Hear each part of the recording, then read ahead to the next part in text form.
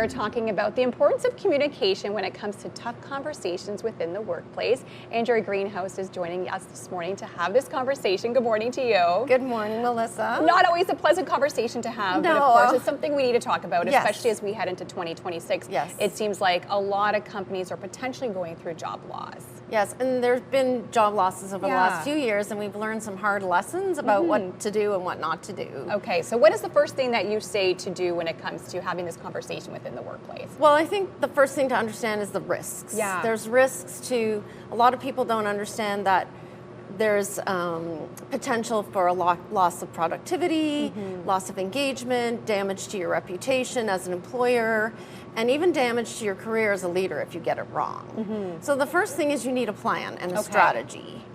And that plan needs to be carefully laid out with, why are these layoffs happening?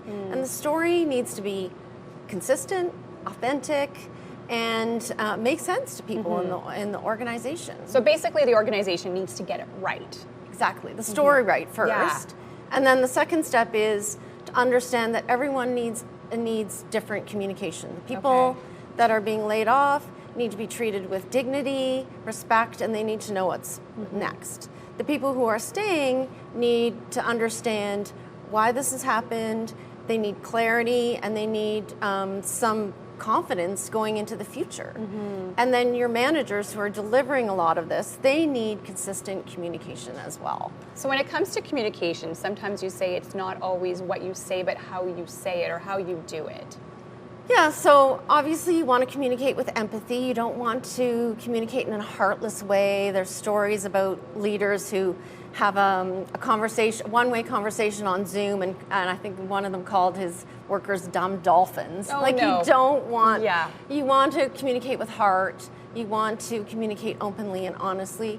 But in my business, which is employee communication, you also know that certain ways of communicating are better than others. For example, everyone wants to hear news that directly affects them from their manager. So you want to equip your managers with the right tools and information to have those conversations. They want to hear certain things from leaders. They want to know why this is happening, the direction of the business, what it means, what's the big picture. And then the other thing is listening. So again, in our business, one of the most important things is listening and understanding what your employees are feeling, what their questions are, and really helping them through the process. And let's talk about ongoing communication, potentially even after the job losses does happen. Yes. So the announcement isn't a one and done activity. You need to continue to show up. Leaders need to show up in a courageous, open, authentic way. They need to continue to listen, show they care, because what you want to do is you want to be successful going forward. So you want to maintain momentum, you want to build confidence, trust, and engagement in the future. And you have a lot of this information on your website, and you're also able to help people who are maybe going through job loss or companies communicate effectively. Yes. So yes, we do that.